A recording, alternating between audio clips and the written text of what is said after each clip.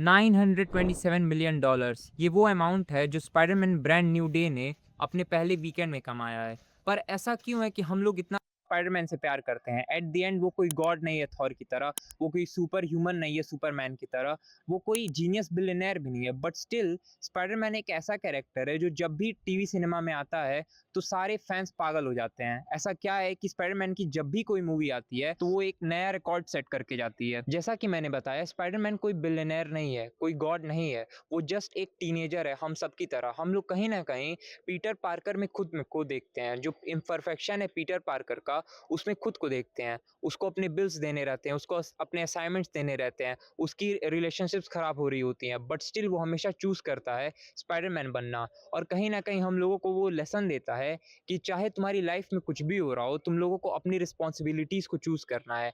यहीं से हम लोग कहीं ना कहीं स्पाइडरमैन के कैरेक्टर से रिलेट करते हैं। तुम थॉर की प्रॉब्लम से हो सकता है ना रिलेट कर सको, वो एक ऐसा बंदा है जिसने 1000 साल जिया है, वो लिटरली गॉड है। तुम सुपरमैन की प्रॉब्लम से नहीं रिलेट कर सकते हो कि वो एक सुपर ह्यूमन है तो उसको मिलिट्री परेशान कर सकती है वगैरह वगैरह, पर तुम स्पाइडरमैन की प्रॉब्लम से रिलेट कर सकते हो। तुम्हारा भी हो सकता है रेंट किसी मंथ ड्यू जाए, तुम्हारी भी गर्लफ्रेंड हो सकता है तुम्हें छोड़ दे, तुम्हारा हो सकता है जॉब चला जाए, हो सकता है तुम किसी अच्छे काम के चक्कर में अपनी रेपुटेशन को गवा दो, अपनी आइडेंटिटी को खो दो। ये सारी चीजें तुम्हारे साथ हो सकती हैं क्योंकि तुम भी स्पाइडरमैन की तरह ही एक नॉर्मल ह्यूमन हो।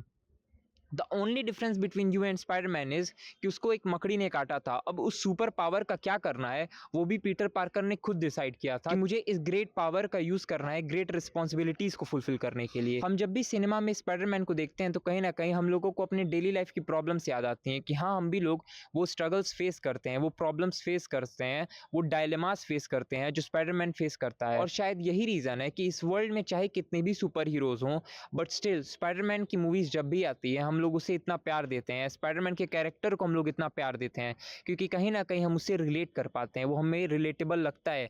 हमने भी अपने टीनेज में प्रॉब्लम्स देखी हैं, अपने एडल्टहुड में वो सारी प्रॉब्लम्स फेस की होती हैं। हम लोगों से ज़्यादातर लोग उसी मिडिल क्लास बैकग्राउंड से आते हैं जहाँ से कहीं ना कहीं पीटर पार्कर बिलोंग करता है कि तुमको अपने रेंट की चिंता रहती है, तुमको अपने कॉलेज की चिंता रहती है, असाइनमेंट्स की चिंता रहती है, तुम्हारी कुछ रिस्पॉन्सिबिलिटीज़ भी रहती हैं अपनी फैमिली से रिलेटेड, तुमको उनको फुलफिल करना रहता है। स्पाइडरमैन के पास बस उसकी जो रिस्पॉन्सिबिलिटीज़ हैं थोड़ी अलग रहती हैं, उसको इस वर्ल्ड को सेव करना है और तुमको कहीं ना कहीं अपने फैमिली को प्रोवाइड करना है। और यही सिमिलैरिटीज़ कहीं ना कहीं स्पाइडरमैन को इतना रिलेटेबल बनाती हैं क्योंकि जैसा कि किसी महान व्यक्ति ने कहा था कि मास्क तो कोई भी पहन सकता है बट हीरो तुम अंदर से बनते हो।